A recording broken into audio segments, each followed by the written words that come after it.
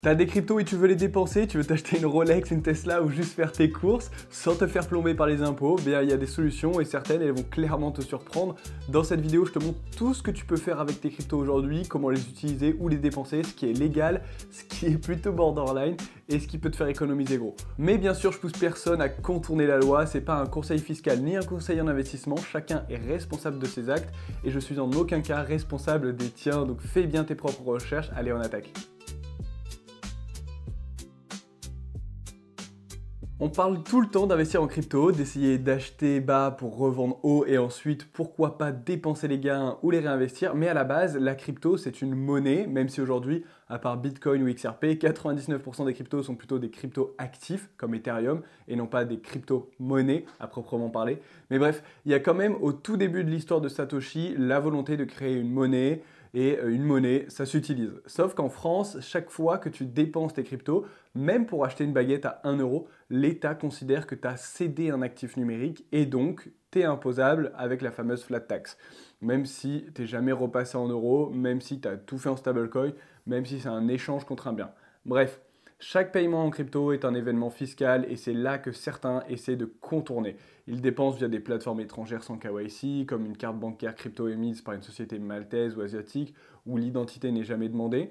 Ils utilisent des cartes crypto anonymes, comme celles commandées sur Telegram ou via des VPN avec des faux passeports, qui sont liés en général à aucun compte déclaré. Ils envoient leurs fonds sur des wallets tiers ou des mixeurs genre Tornado Cash, qui est d'ailleurs aujourd'hui sanctionné pour brouiller la traçabilité et faire croire à un simple don ou transfert.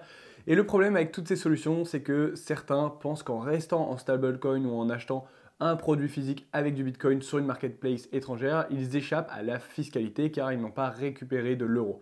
Mais il faut être clair, en France, c'est totalement illégal d'utiliser cette pratique. Et si tu fais ça, tu t'exposes forcément à des risques. Alors oui, si tu es très bon dans ce domaine, personne ne va venir te choper, mais libre à toi de prendre le risque. Faut pas faire l'autruche quand on viendra te chercher. Moi, je suis là pour te montrer tout ce qui existe et ensuite, c'est à toi de choisir ce que tu fais de tes cryptos.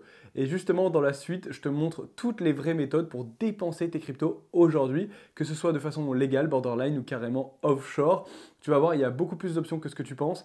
Et encore une fois, j'insiste sur le fait que cette vidéo est informative et n'a en aucun cas comme objectif de te conseiller l'illégalité, parce qu'en vrai, tu risques gros et souvent le jeu n'en vaut pas la chandelle.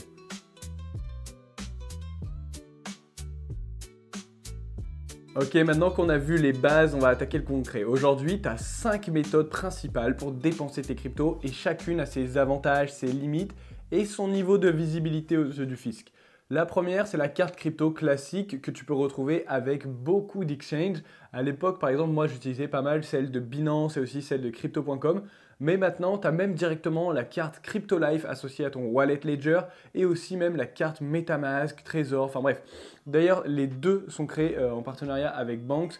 On en avait pas mal parlé sur cette chaîne. Bon, à chaque fois, c'est la même. Tu lis ton wallet à une carte Visa, tu payes en magasin et la conversion se fait automatiquement en euros pour le vendeur. C'est hyper pratique, rapide, accepté partout. Mais attention, chaque transaction est enregistrée avec ton nom et chaque paiement déclenche une transaction dite imposable, comme je te l'ai dit un peu avant. C'est fiscalisé, tout est traçable, c'est parfait pour ceux qui veulent tout faire clean, mais du coup, tu as zéro anonymat. Alors, t'amuse pas à essayer de la mettre à l'envers au fisc. Si c'est des sommes à 5 chiffres, tu vas être vraiment le perdant de l'histoire.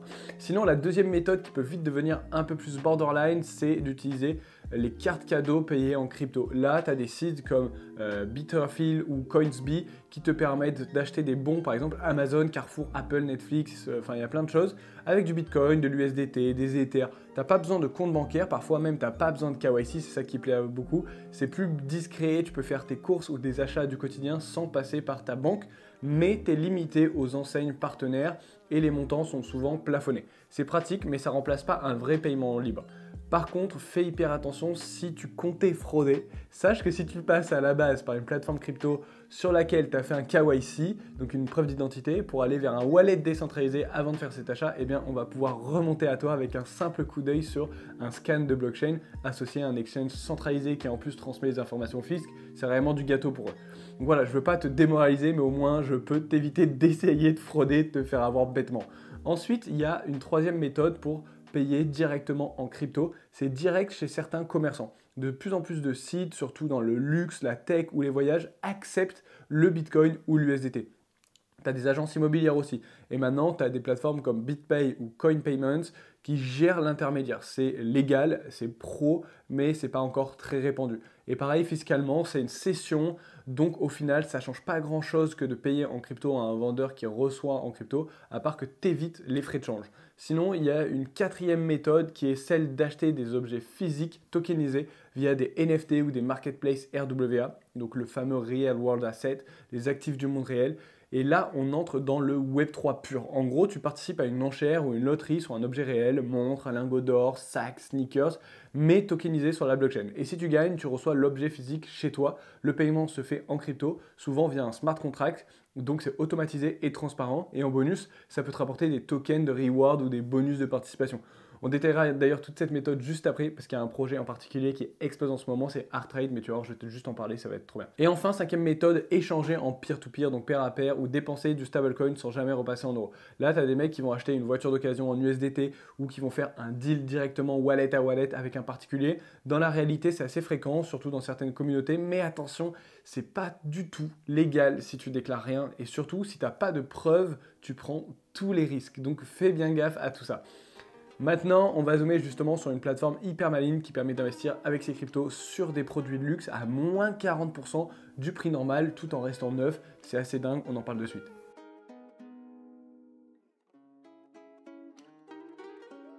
Il y a une plateforme connue sans trop l'être alors qu'elle coche toutes les cases pour ceux qui veulent dépenser leur crypto intelligemment, elle s'appelle ArtTrade. ArtTrade, c'est une marketplace crypto basée sur Solana, spécialisée dans ce qu'on appelle les RWA, les Real World Assets. Donc on t'en a parlé, c'est tout ce qui va être pour le coup montres, sacs, bouteilles de vin, métaux précieux, objets de collection, tous ces produits du monde réel en fait qui sont tokenisés sur la blockchain que tu peux acheter directement avec tes cryptos et parfois à des prix défiant toute concurrence. Genre là sur ArtTrade, c'est jusqu'à moins 40% par rapport au marché secondaire. Mais alors comment ça marche exactement? Je te montre ça de suite sur le site d'ArtTrade qui sponsorise cette vidéo. Alors d'abord, tu cliques sur le lien que je t'ai mis en description. Tu vas arriver directement sur le site arttrade.app. Ici, tu n'as pas besoin de compte, pas besoin de KYC. Tu peux te connecter directement avec ton wallet Solana, par exemple, je sais pas, Phantom, c'est le plus répandu. Ensuite, tu peux swap tes cryptos contre du ATR, donc c'est le token de la plateforme. Tu peux choper soit via un DEX type Raydium avec ton Phantom, soit sur des plateformes comme Gate.io ou MEX. Et une fois que tu as des ATR, tu dois en staker au moins 25 000 pour débloquer les réductions et les rafles. Aujourd'hui, ça représente un peu moins de 500 $, mais bien sûr, tu peux débloquer à tout moment et revendre les ATR si tu en as besoin. Ensuite, tu vas aller dans l'onglet Staking, du coup, tu vas choisir ton niveau. Il y a 3 paliers selon ton stake et du coup tu vas avoir supporter, sponsor ou ambassadeur et tu verrouilles tes tokens, plus tu stakes, plus tu as de réduction, plus tu reçois de rewards et plus tu peux participer à des rafles exclusifs. Oui, parce que forcément tu mets en staking, ça te donne aussi un rendement annuel intéressant. Une fois que c'est fait, tu reviens sur la page principale, tu scrolles un peu et tu tombes sur des rafles en cours et là tu peux participer à des ventes exceptionnelles comme par exemple cette bouteille de Von Romanée, une appellation mythique en Bourgogne juste en dessous du célèbre Romanée Conti.